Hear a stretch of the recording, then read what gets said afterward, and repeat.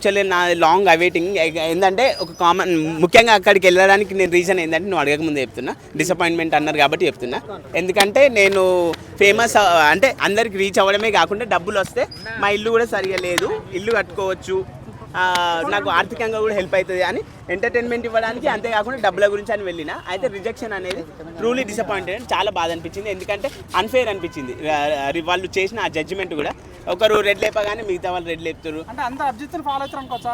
అవును, అభిజిత్ ఫస్ట్ నాకు రెడ్ లేపగానే మిగతా బిందు మేడం నాది సేమ్ ఒపీనియన్ 100 లేపింది. యాక్చువల్లీ వాళ్ళంతా రెడ్లు అంటే ఆ రిజెక్షన్ అనేది అన్ఫేర్. ఎందుకంటే ఒక కామన్ మ్యాన్ అసలు అర్హత ఉన్న గరీబోళ్ళు మన లాంటి వాళ్ళు పోతేనే కదా. మరి అట్లాంటప్పుడు చెప్పొద్దు మీరు రండి షోకు, మేము ఆడిషన్స్ పెడుతున్నాం, అగ్ని పరీక్ష పెడుతున్నాం, కామన్ మ్యాన్లకే ఈ వేదిక, కామన్ మ్యాన్ ప్రూవ్ చేసుకోవాలి, బిగ్ బాస్ అనేది రియాలిటీ షో, ఇది కామన్ మ్యాన్స్కి ఇస్తున్నాం మేము అని అంతా డప్పు కొట్టుకోవాల్సిన అవసరం లేదు. ఎందుకంటే ఎక్కడ కామన్ మ్యాన్కి ఇస్తారు, ఎక్కడ కామన్ మ్యాన్కి ఇస్తారు? నవదీప్ జడ్జ్మెంట్ కరెక్ట్ కాదు. ఊరు నుంచి వచ్చి ఊపుకుంటూ వచ్చి అట్లా అవన్నీ కామెంట్లు చేయడము. నవదీప్ అసలు నన్ను కూడా అన్నాడు, నువ్వు ఈ ప్లాట్ఫామ్కి సెట్ కావు, నువ్వు సక్సెస్ కావాలంటే వేరే దగ్గరకో, ఇది నీకు సెట్ కాదంటే how can you judge based on any parameters. అంటే నువ్వు ఒక టాస్క్ ఇచ్చో లేకుంటే ఏదో ఒక చూసి పెర్ఫార్మెన్స్ చూసి నువ్వు అవ్వదు, నీతో అవ్వదు అని ఇట్లా చెప్పాలి. డైరెక్ట్ నువ్వు వెళ్ళిపో, సక్సెస్ అవ్వవు. అవును,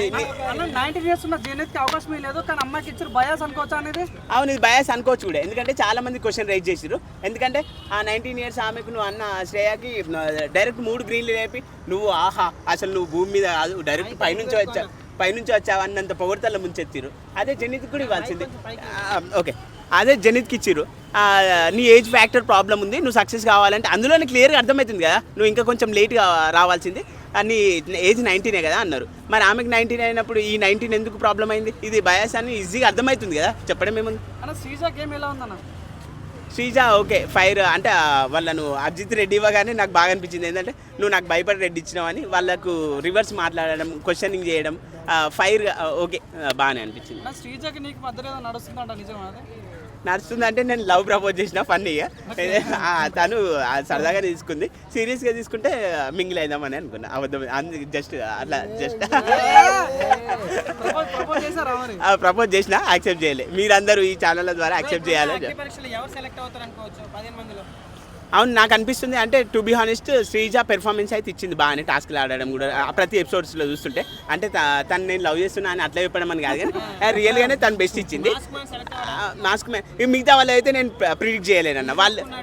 అదే మిగతా వాళ్ళది అయితే చెప్పలేమన్నా. ఎందుకంటే వాళ్ళు ఎందుకంటే ఎట్లా అంటే ఎట్లా సెలెక్ట్ చేస్తున్నారు అనేది మొత్తం గజిబిజి అవుతుందన్న.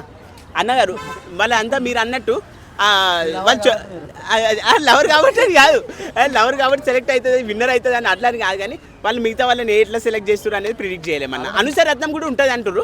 ఆల్రెడీ ఫిక్స్ అయ్యారు కాబట్టి మీలాంటి వాళ్ళని ఇలా చేస్తున్నారు. అవును, ఆల్రెడీ ఫిక్స్ అయ్యారు కాబట్టి కామన్ మ్యాన్లో అస్సలు కామన్ మ్యాన్ తీసుకుంటలేరు వాళ్ళు. మీరు అన్నట్టు I do agree with that statement అన్న.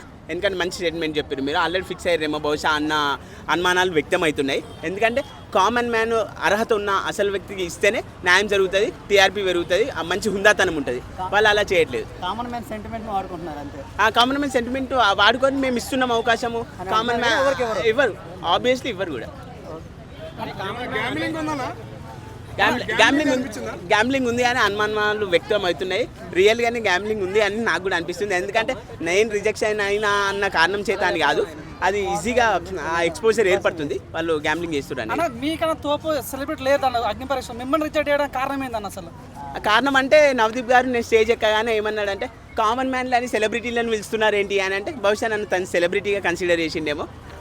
నాకంటే తోపు సెలబ్రిటీ లేరని నేను అట్లా చెప్పాను, కానీ కాకపోతే నేను ఫైనాన్షియల్గా ఇంకేం బాగుపడలేదు. సెలబ్రిటీ అయితే కావచ్చు కానీ కాకపోతే ఫైనాన్షియల్గా బాగుపడలేదు కాబట్టి నన్ను కూడా కామన్ మ్యాన్గా కన్సిడర్ చేసి నాకు కూడా అవకాశం ఇస్తే వాళ్ళు చూసి